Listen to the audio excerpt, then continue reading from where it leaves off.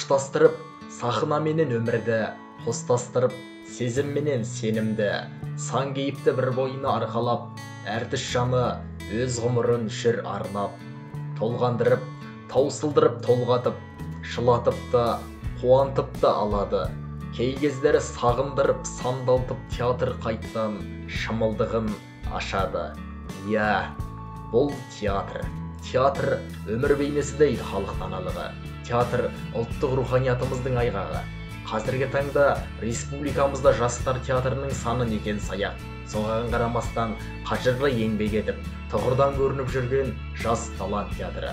Жас талант театры 2002 жылы Жамбыл облысы, Тұрар Рысқұлов ауданы, Құлан ауылы, Әлихан Бөкейханов атындағы орта мектебінде Тобықов Мәулен Төлебайұлының жетекшілігімен құрылған болатын.